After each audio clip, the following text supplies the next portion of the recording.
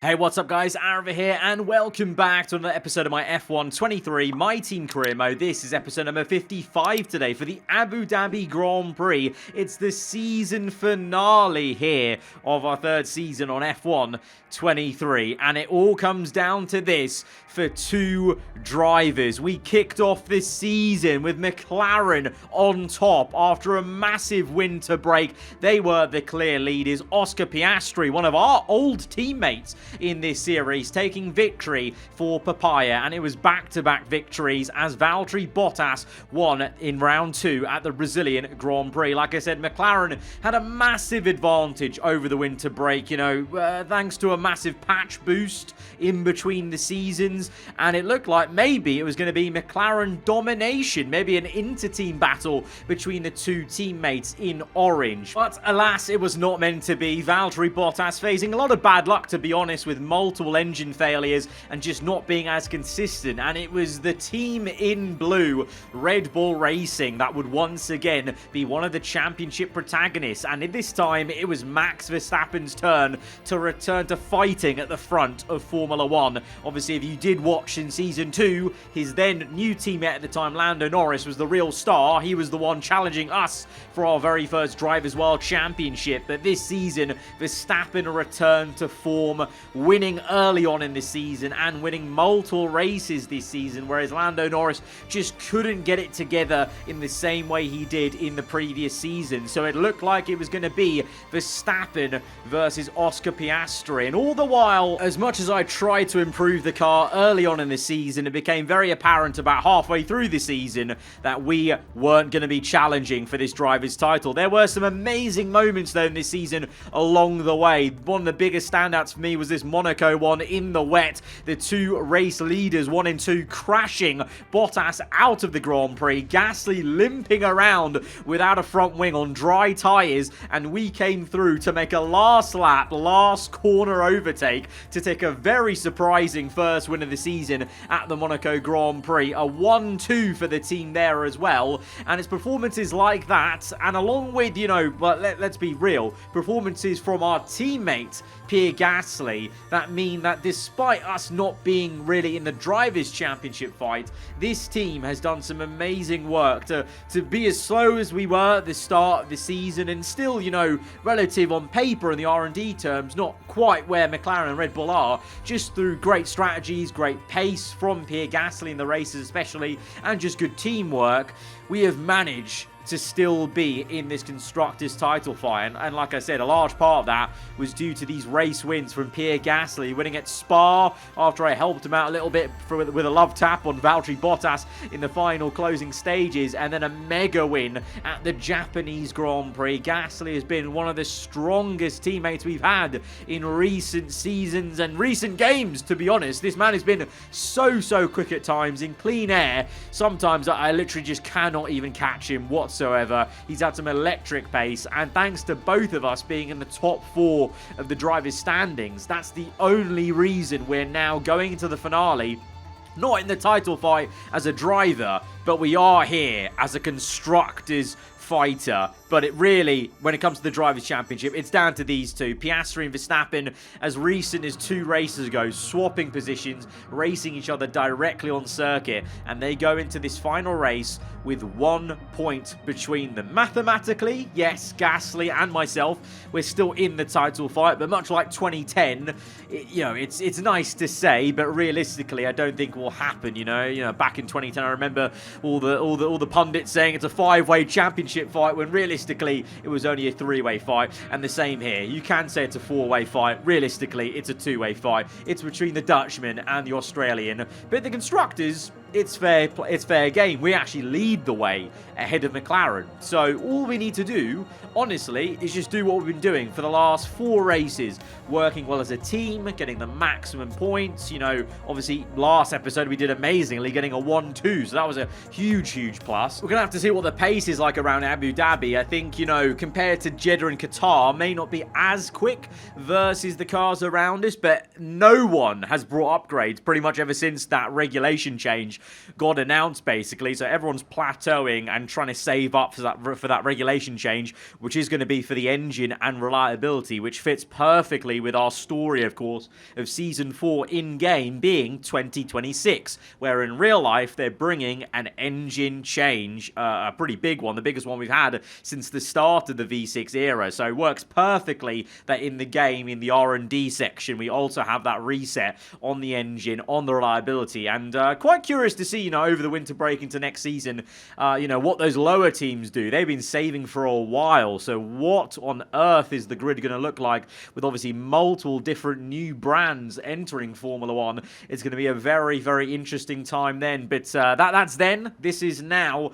and we go into the race weekend for Abu Dhabi, where we get done our final practice session to get those final bits of R&D. So we've got over 8,000 R&D points. We need 3,000 to pour into our engine build to get the highest performing engine that we can actually manufacture. So we need to keep that in mind as we're making these upgrades. What I'm doing is I'm buying all the big upgrades and keeping an eye on the top right. Basically, we just need to end up with more than 3,000 points. But as you can see, in terms of adapting all these reset engine components, we're pretty much going to get to most of all the upgrades we've got adapted. We need to buy one fuel upgrade. We're going to have to give over one fuel upgrade. But apart from that, we have fully adapted every single engine upgrade we made in the R&D menu, and as you can see on the top right now, we've now put the 3,000 R&D points into our own engine build. So we have finally got those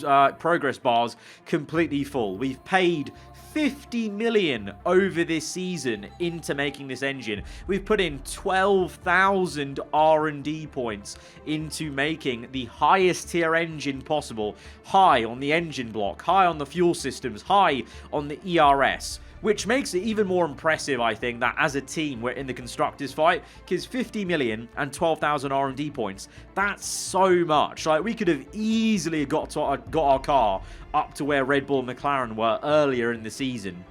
But obviously we had to play this massive balancing act of building the engine, and that's exactly what I wanted to bring in this mod for the Series 4, because it gave us a real challenge this season of balancing the books, balancing where we're spending, just like they do in real life. And of course next season we'll have the challenge of a brand new engine, which is going to be somewhat unreliable at the start. We're going to have to figure things out, but hopefully, having put in the research for a high tier engine, once we do solve those gremlins, it's going to be a very powerful and quick engine that can go toe-to-toe with the best in Formula 1. But now we put that to one side. Again, that's then, this is now, and we've got a job to do.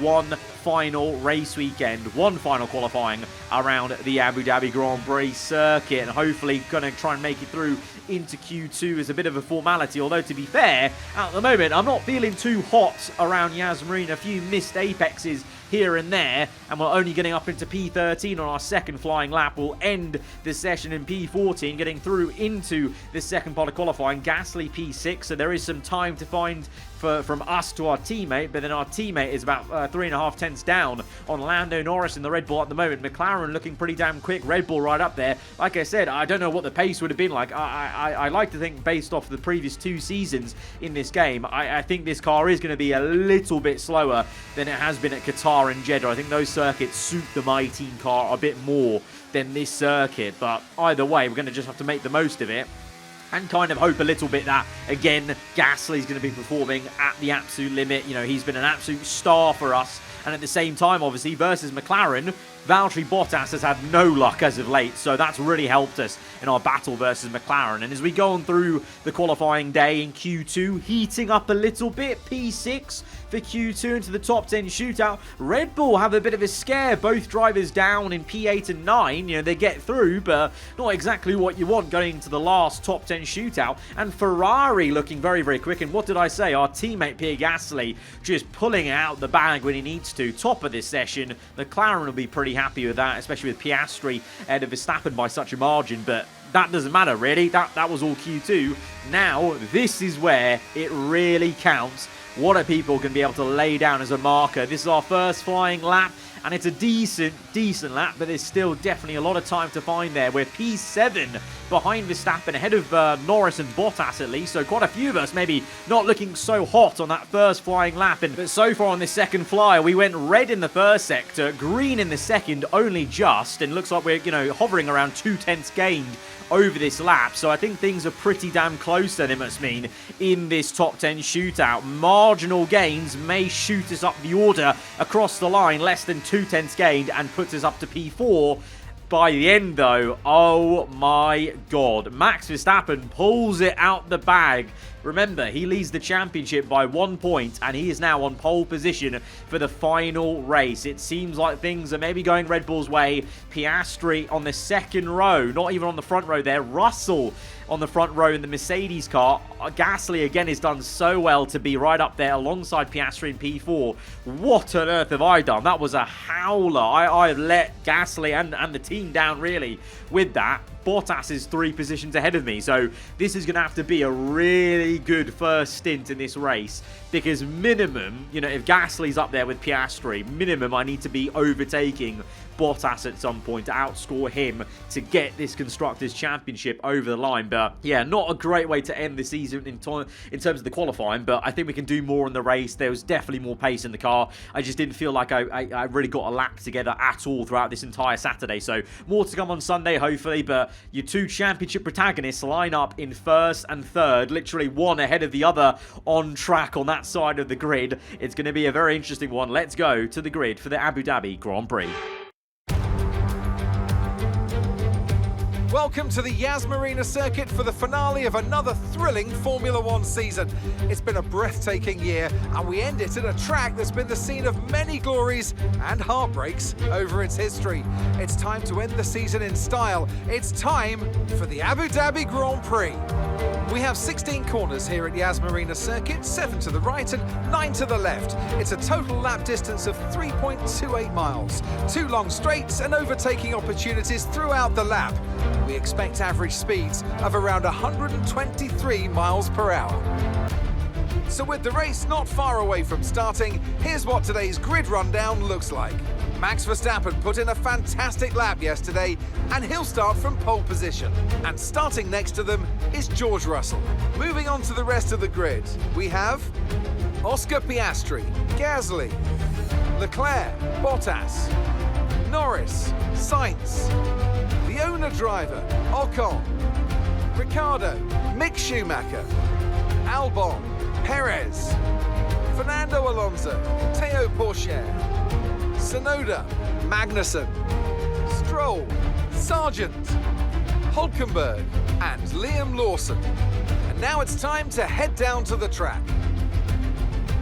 And with me today, of course, is Anthony Davidson. The last few races have been a bit rough for them, unable to get a clean run. That's got to have some effect on their confidence, surely. It's not an ideal situation by any means. When you get into a bad run like that, there's always a risk of frustration creeping in, which can cause more mistakes and locks you into this vicious cycle. Hopefully today they can get through turn 1 cleanly and stay calm for the rest of the race. So thankfully in this final race, no grid penalties to taint the championship fight. Verstappen is on pole and Piastri is directly behind him in 3rd place. Gasly up there on the 2nd row with him, and we've got a job to do. We've let ourselves down on the Saturday, and we've got at least 3 positions to make up to try and challenge that 2nd McLaren, as myself and Gasly try to take this Constructors' Championship over the line. Whilst we've been building our own engine for next season, we have somehow still managed to be in the Constructors' fight. The title fight will be Dutchman versus Australian. Let's get going towards this final race of Season 3 as we go to 5 red lights to the Abu Dhabi Grand Prix. It all comes down to this. Lights out and away we go, and it's a shocking start for Leclerc, who's held up Lando Norris and nearly held up myself and Sainz. We both had to go either side of him. Sainz has got up into P6. Valtteri Bottas has had an electric start. He's ahead of Pierre Gasly. The 2 McLarens are 3 and 4. Are we going to get a genuine challenge from McLaren in this final race for the Constructors' this fight. Meanwhile, Verstappen still leads the way. Russell in second, so it's as it was for the top three, but my oh my, what a start for Valtteri Bottas. That is massive for him and for McLaren versus ourselves, with Gasly still remaining behind him then. And oh, a little bit of a wobbly situation there as him and Sainz cut the curb. A little bit of contact with the Spaniard. Hopefully no damage as I check and ask for vehicle condition. No damage on the front wing. There was a little love tap on Carlos Sainz, and now we're trying to overtake him into Sector 3. A little bit of tyre contact on the right-hand side. Get the elbow out, and the Ferrari really trying to remain in 6th place, but in the end we get the overtake. But let's look at a replay then from Oscar Piastri's viewpoint. So he actually tried his darn best to get round the outside of George Russell to get into 2nd place. He nearly did it though, but George just had a bit more traction through turn 1, so that's how it remained. Verstappen, Russell and Piastri are top 3. But look at this, truly was the flying Finn. He woke up finally in a race where it really matters. What a start for Valtteri Bottas. Jumps both Leclerc and Pierre Gasly to get up into P4. And that's exactly the kind of performance he needs, that the McLaren need from him, versus obviously ourselves with myself and Gasly lining the stern, very much like Noah's Ark there. 3, 4 and 5, 6, the two different teams fighting for the title, but Verstappen, the man in P1, fighting for the driver's title. On lap 3 here, may just lose control of the race lead. Russell just flies by him in the Mercedes. Now, of course, you know, with 1 point in it, Verstappen can just hold P2. You know, they ended like this, Verstappen win the championship, but, you know, with P1 just right there, you feel there is some jeopardy, because it only takes, you know, one little lock-up, one little, you know, moment in the race, and things could change so quickly, and Verstappen knows that, and that's why he's nipping at the heels of Russell, because he'd rather just get the win, get it sorted, and not leave it to chance, not leave it to points differences. And so Russell could, you know, because of that, Russell could be a really annoying factor for both Verstappen and Piastri. I mean, already he's probably annoying both of them by being in 1st place, by being up there. And usually in the last few races, myself and Gasly have been that annoyance. We've been up there, but so far, not so much pace in this race. And Gasly locks up into the hairpin. What is going on there? It's all unraveling here in the final race. We've been working as a team so well, but that was quite the opposite. Gasly, well, no fault of his own, brake checks me because he locked up basically, and I was getting way too close to him. I was trying to set myself up for an overtake on Gasly, maybe on that main straight, but instead having to go for a switchback move on Carlos Sainz and fighting the Spaniard hammer and tong just to get back into P6. Thankfully, somehow there's no damage. You know, we do have simulation damage on for this entire series, but my front wing is very, very sturdy today, it would seem.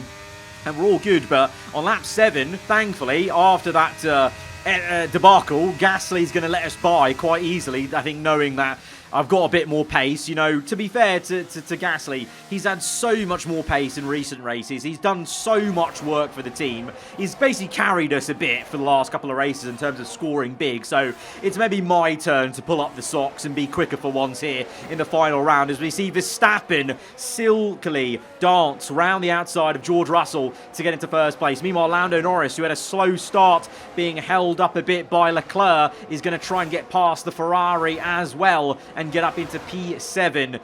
So lap 7 in. The mediums, they're going to go to about lap 14, but honestly, myself and Gasly, we really don't have much pace. Like, you can see there's a sizable gap to Bottas, and Gasly's not looking too hot. So I'm thinking about pitting a bit earlier for hards, and I really hope Gasly might think the same thing, because I'm going to come in on lap 8. This is so early. This is like, you know, this 6 laps earlier or 5 laps earlier than you usually would do on medium tyres. And I'm going onto the hards, and this will open up 2 options. Either it's going to be an aggressive 2-stop, committing early to this 2-stop could be quite beneficial, or it's going to be a very long 1-stop on this hard tyre. But we know how good the hard compound is for us, so I'm not too worried about us pitting with 20 laps to go. I think these hards will do 20 laps. They'll be okay, maybe a little bit worn by the end, but there was honestly no pace in the tank there on the mediums, and we couldn't go on softs because they're all so worn out already from quali, and the tyre wear's quite high on the softs here around Abu Dhabi. But so that's why we've just come in. We've basically bailed out that medium that just wasn't working for us And so far, lap 9, Gasly hasn't opted to follow me as we send one down the inside on Teo Porcher to get up into P14. Not setting the timings alike, you know, we're red in the first 2 sectors, but I can feel the pace is definitely just a bit better than it was on mediums. And, well, for Gasly, it goes from bad to worse. He's now been overtaken by Lando Norris. Norris was so far back at the start of the race because of that hold up by the Ferrari. So I'm begging Gasly gets off those mediums like ASAP and goes onto hards, because it's very clear around this circuit that our car is not working well on mediums. And Valtteri Bottas on lap 10, he does come in and he's putting on another set of mediums, which guarantees Valtteri Bottas is doing a 2-stop. He has to come in again to change compound. So that's very interesting. 2 laps later, lap 12, I'm ahead of Bottas by nearly 2 seconds. We're catching up to a few slower cars yet to pit in this race. Fernando Alonso, we're going to dive down the inside of him and try and catch him napping a little bit, having to soar away at the steering wheel to keep the car going in a straight line. And then we'll close up to our teammate from last season, Rick Bobby, Daniel Ricciardo. Haven't seen too much of him this season, but he's going to give us a good old squeeze for old time's sake. No love lost between 2 former teammates there. Ricciardo really fought us hard there for 0 points so far in this race, outside the top 10. But yeah, so we've undercut Bottas, and I think we will undercut even maybe Bottas' teammate, Piastri. We might even have a chance of undercutting Verstappen and George Russell, because that's how much quicker we were on these hards. It's just now a question of, do we go to the end or do we do a 2-stop with Bottas, because he's definitely doing one. And Russell, oh god, I didn't see that. Yellow flags on the minimap. Russell's pulled out the race. He's out. George Russell, who was fighting for the lead of this race, is out. And the yellow flag actually caused me to have an illegal overtake on Alexander Albon, so we had to give him the position back briefly, then overtake him. Now we're having a go at Leclerc.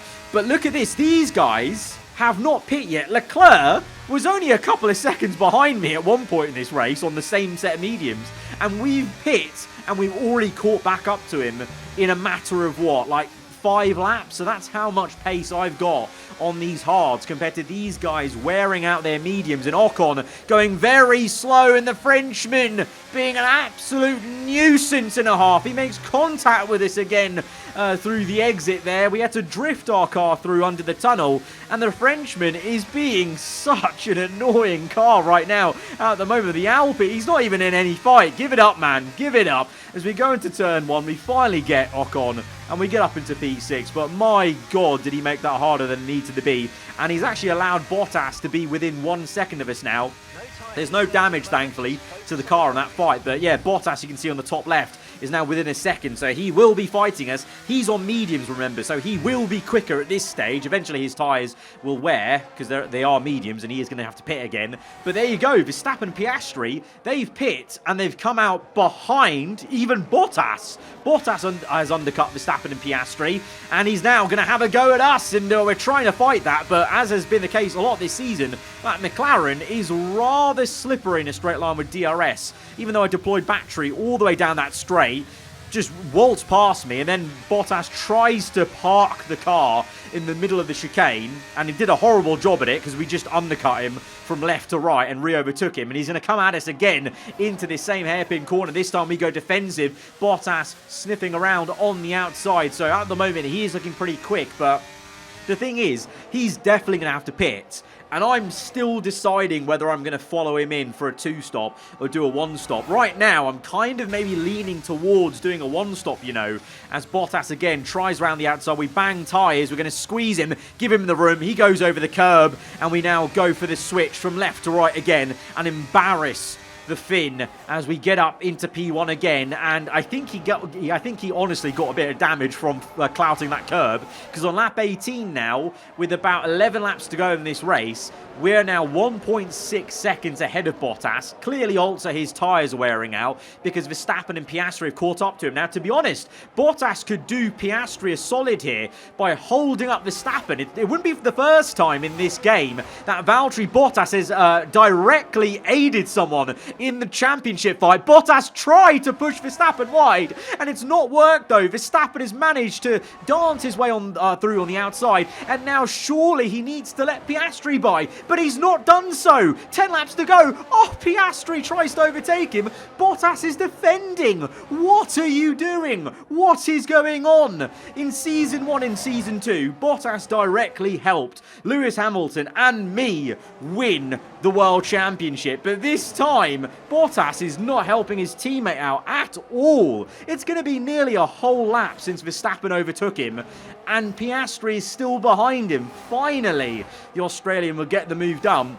10 laps to go in this race. Verstappen's P2, Piastri 1.5 seconds back in P3. If it ended like this, Verstappen would win the championship, remember. 1 point ahead of him in the standings going into the race. So Piastri absolutely has to get ahead of Verstappen, and his teammate has not helped him at all there, at all. So that could end up being pretty damn controversial for McLaren going into the winter break for next season. And now, lap 20, Verstappen has obviously caught up to me. He's on fresher hard tyres, but we are trying to win this race. So he squeezed the Dutchman to the left. He gets ahead of us though with DRS, but leaves the door open on the outside. We're going to float the car through and just about nip through on the inside to get back into P1, as we are at this stage, I think, committing to this long one stop on these hards, whereas Bottas has now pit. He's down in P12 as my rear end waves away. You may think maybe the tyre weight's a bit too high, but I honestly think I have enough pace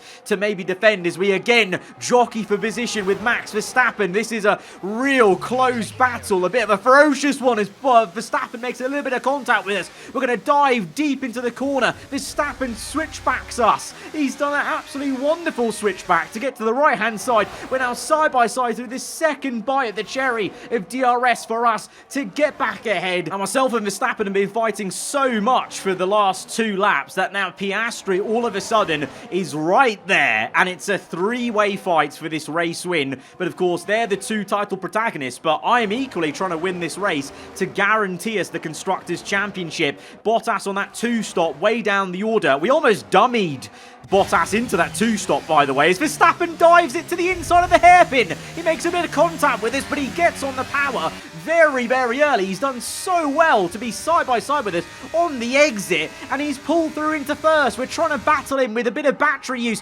Piastri comes in on the right. It's going to be 3 wide, and I back out of that because the 2 title contenders have a fight of their own, and I don't fancy awkwardly getting in the middle, but I am going to take back my first place. I'll let them fight side by side, but I'll just say thank you very much. I'll get back into first. You 2 boys sort out amongst yourselves. I just want to keep the P1, and that's what we did. I backed out from the middle. That was love, beautifully choreographed. Just back out, get the nice little tighter line on the right-hand side, re-overtake for first place, and those 2 can sort themselves out. And sort themselves out they have, at least in terms of Piastri's favour, because Piastri now, all of a sudden, he's in P2. In the middle of all that, in the middle of my excitement of overtaking for first place, Piastri has got back into second, and now he's the one trying to get first place. And this shows I'm being very fair. I'm fighting them both the exact same way. I've squeezed Piastri to the left.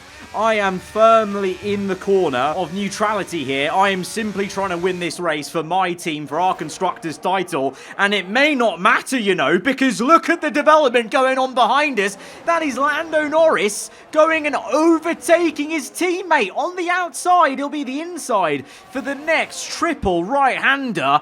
And he's done it. Oh my god. Oh my god. Lando Norris has overtaken Verstappen. He's not in the title fight. His teammate has just overtaken him. Verstappen is going to be furious. What is Lando Norris doing? What is this, a tactic from Red Bull? Maybe if Lando overtakes Piastri, can he hold him up? And he's going for the move on Piastri, to be fair. But Piastri desperately dives down the inside. He cuts the curb in his desperation to try and overtake me. What is going on? The stakes are so high that these drivers are desperately diving it and cutting corners now, it would seem. Piastri, maybe worried about Lando Norris, just kamikaze dive there to try and get first place. But this is very, very odd. Christian Horner must be pulling his hair out at this moment in time because Lando Norris is still ahead of Verstappen, and I don't know what the game plan is here. There's clearly no team orders. Lando Norris once again going for second place. This is either going to be a really clever tactic to slow up Oscar Piastri using Lando Norris, or it's just Lando going rogue and he wants to fight me for first place and maybe get revenge for what happened in Season 2 in our title decider this time last season, as he is going to get up into second place. Piastri is fighting that though. He's on the inside. Will Lando go the long way around? The two former McLaren teammates, remember, this is from Season 1, hammer and tong, and Norris is gonna get up into second place. So I feel like this may just be a little bit of Lando Norris wanting to take the fight to me to get some revenge for last season, and meanwhile it's kind of worked because now Piastri once again is just one place ahead of Verstappen. But the problem is Verstappen's not actually very close to us. As I go to defend Lando Norris, I end up defending Piastri because they swap positions. Lando went from left to right, Piastri right to left. The two of them again side by side with each other as I drift the car through the right-hander to try and slow down anyone getting a good exit. And meanwhile, Norris still fighting Piastri. Here comes Max Verstappen and Pierre Gasly, our teammates, involved in this battle now. It's a five-way fight, and there goes Verstappen. He's had enough. He's made contact with his teammate. He's trying to push past him. Verstappen's had enough of these little mind games and these games with his teammate. He wants the chance to fight Oscar Piastri fair and square on track. Going into the final lap this race is flown by. We're going into the final lap and Verstappen is prattling about fighting Lando Norris, and he's still ahead. Oh my goodness me. Horner is going to have an aneurysm on that pit wall right now. He's still ahead. He's only now re-overtaken him. I don't know what on earth Lando Norris was playing at in those last few laps, but he has absolutely not helped his teammate battle Piastri in the championship. Maybe the old McLaren teammates. Maybe that was for an old time's sake for Lando to Oscar, as Piastri tries to go for a move on us for the race lead to win the championship with glory. We squeeze him out, and he's gone a bit wide, you know, and all of a sudden, Verstappen is within half a second of the Australian. Is there still time for some last-minute drama? Verstappen is pushing so hard, he goes off circuit there. It looks like we're going to take home the win to end out Season 3, to win the Constructors' fight, but look how close it is between Verstappen and Piastri. This is all that separates them into the last corner, but Oscar Piastri is going to hold through P2 to take his first ever F1 Drivers' World Championship. We take the win in the last race of the season. We don't defend our title from Season 2, but as a team, we do. We do win the Constructors' title for a second time on this game. And with that, another year of Formula One draws to a close and a new World Drivers' Champion is declared. Another entry added to that prestigious list of the sport's most incredible drivers. Anthony Davidson, what helped them deliver this result, do you think? Well, they certainly stood out as a driver with tons of confidence on the track.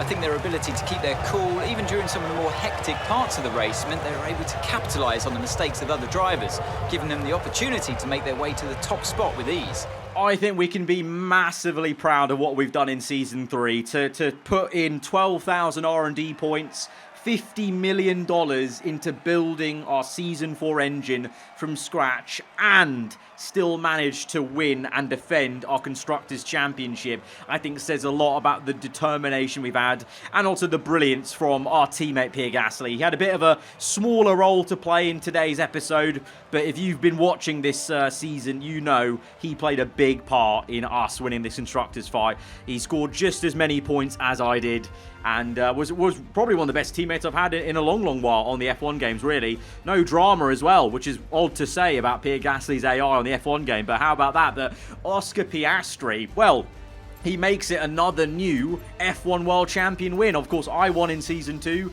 he's won here in Season 3, so back-to-back brand new F1 world champions in the drivers' standings. Verstappen again is defeated in a title decider on this game like he was in Season 1, and the march goes on to add to his already tally of world championships on F1 23. But what an ending to this season. And now this brings to the end of Season 3 and means we can roll on to a very, very exciting and big and different Season 4, Project 26. It's going to be a big one, guys. Trust me. Till then, if you have enjoyed this one, hit the like button. Let me know what you thought in the comments below. If you're around here, then do get subscribed for weekly Formula 1 content. I'll see you guys next time. Goodbye.